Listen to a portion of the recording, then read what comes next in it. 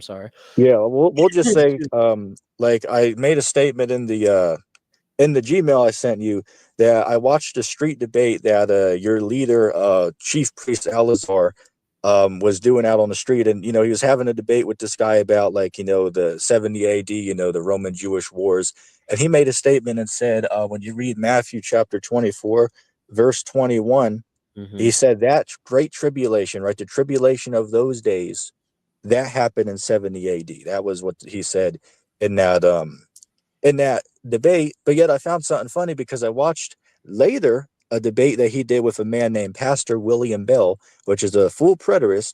And William Bell asked him, well, did this great tribulation happen in 70 AD? And Alazar said, absolutely not. It did not happen in 70 AD. So, like, I don't know if they changed the doctrine over the years. I don't know if you've seen those videos, but maybe you could clarify, since you're an officer Mhm. in the organization, if you could clarify. You're gonna have to ask Alizar about that. I don't know what conversations you're referring to. I don't know the Okay, context of but the could I conversation. ask you, because again, you're an officer, You're right? So asking me you about what should. he said. You're asking me something about Well, I'm something he asking said you that I about your don't doctrine because you all teach the same doctrine, correct? Because you're all in the same group. Okay. You can ask me about Matthew 24. We can talk about Matthew 24. That's cool with me. Okay. That's fine with me.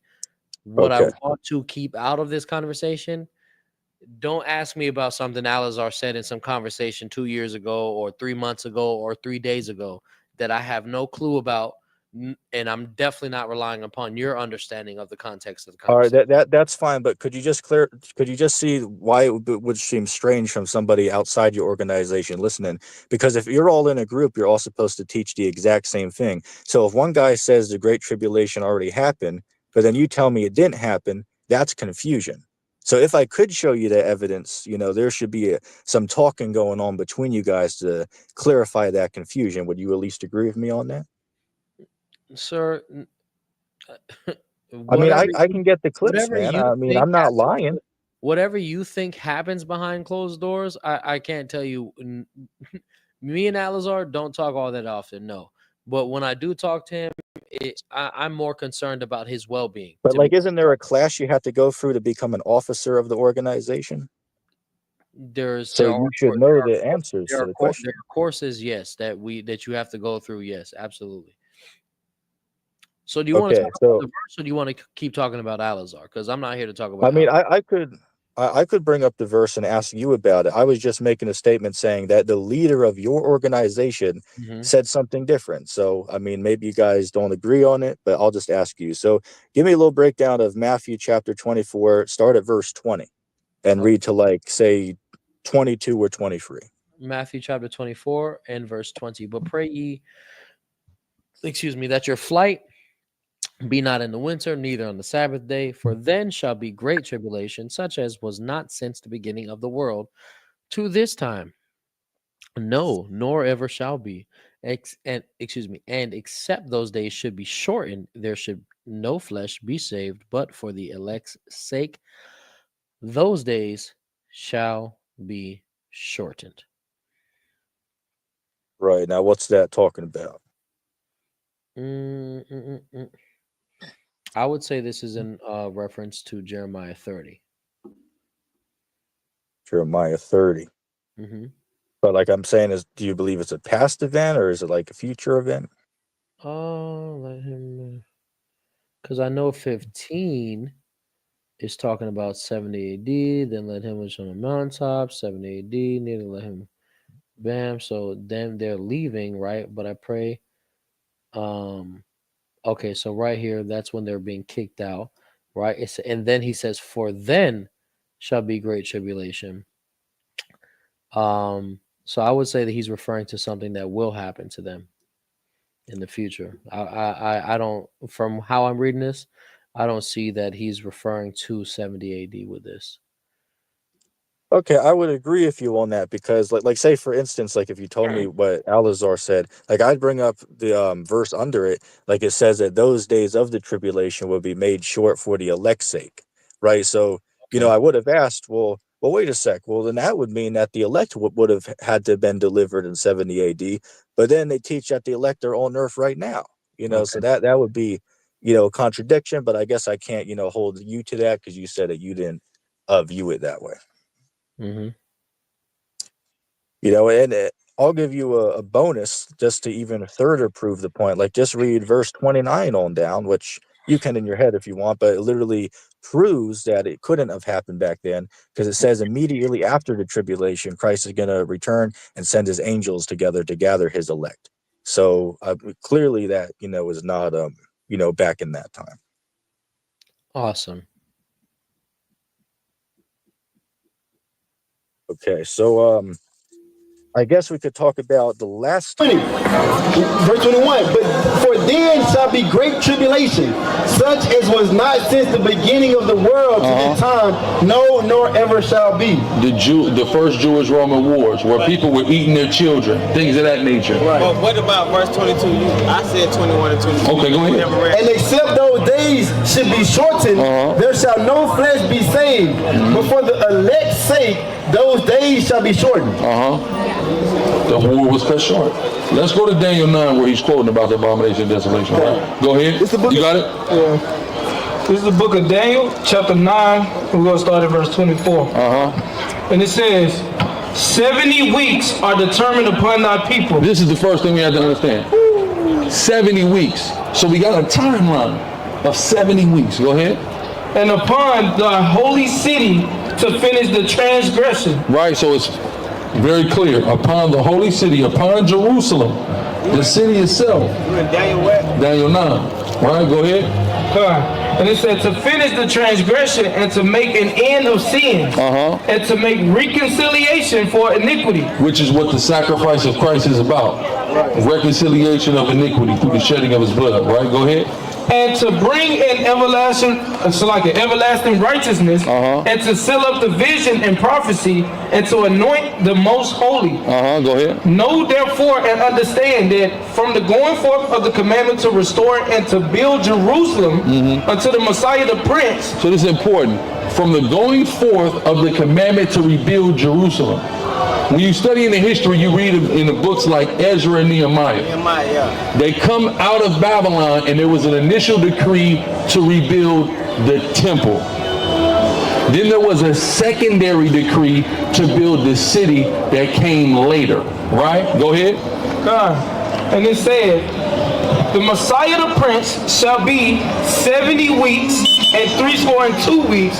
The streets shall be built again, and the wall even in troublous times. 62 weeks, the 62 weeks in which the temple was being built during the time you was attacked. When you read about in Ezra, the men had to literally be armed and hold their arm, they sword with one hand and build with the other hand. Right. Because they were trying to stop our enterprise in rebuilding our city. Right, go ahead.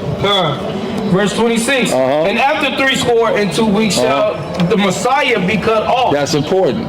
The Messiah is going to be cut off. So we're talking about the crucifixion, right? This is happening in 7 weeks. Go ahead. But not for himself, and the people of the prince that shall come shall destroy the city and the sanctuary, and to the end thereof shall be with a flood, and until the end of the war desolations are determined. Right, so there's a war. So he's going to be crucified, then the city is going to be destroyed through a war. So this is all talking about a relative time period of 70 weeks, going back about 470 years before what? The Jewish-Roman War. Right? So the timeline is telling you when that is. That this happened about 2,000 years ago. Go ahead. Come on. Verse 27, and he shall confirm the covenant with many for 1 week. Right, confirming the covenant with many is the curse of Deuteronomy, the 28th chapter, the covenant that we entered into with God.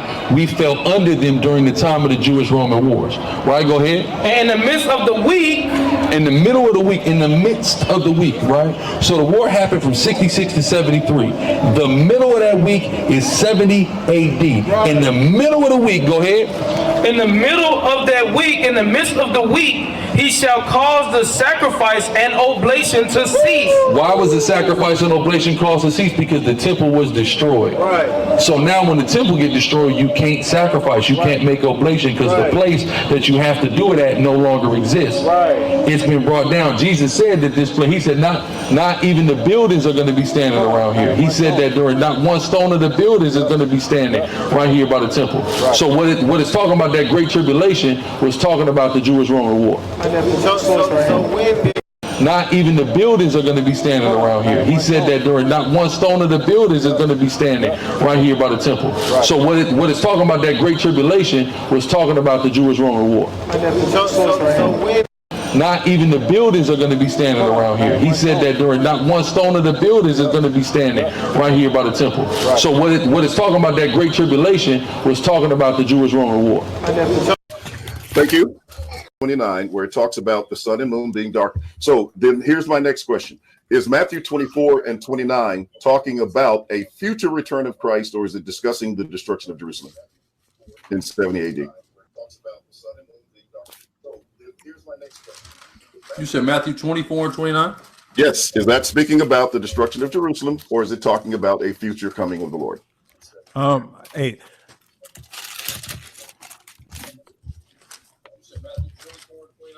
Yes. Is that speaking about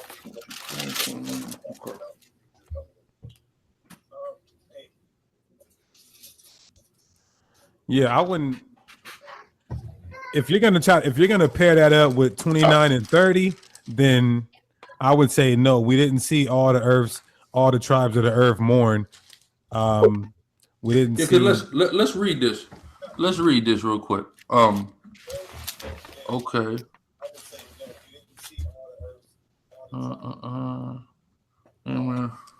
Okay, so start at 23, right? We'll start at 23.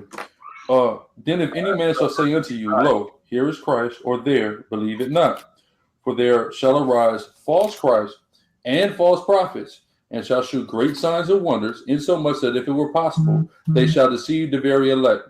Behold, I have told you before. Wherefore, if they shall say unto you, behold, he is in the desert, go not forth. Behold, he is in secret chamber, believeth it not. For as the lightning cometh out of the east, and the shining even unto the west, so shall also the coming of the Son of Man be. So he's explaining his return is a global event that everyone is going to see his return in, Now, which my is, question works is, against you. Verse 20. I'm reading into 29. All right. For wheresoever the carcass is, there the eagles will be gathered together. Immediately after the tribulation of those days shall the sun be darkened, and the moon shall not give her light, and the stars shall fall from heaven, and the powers of the heavens shall be shaken. And then shall appear the sign of the Son of Man in heaven, and shall all the tribes are. Yeah, this certainly is not talking about 70 AD, not even close. okay, all right. Fall from heaven, and the powers of the heavens shall be shaken. And then shall appear the sign of the Son of Man in heaven, and shall all the tribes are. Yeah, this certainly is not talking about 70 AD, not even close. Okay, all right. Thank you. Now, so then this is a future coming of the Lord. This is the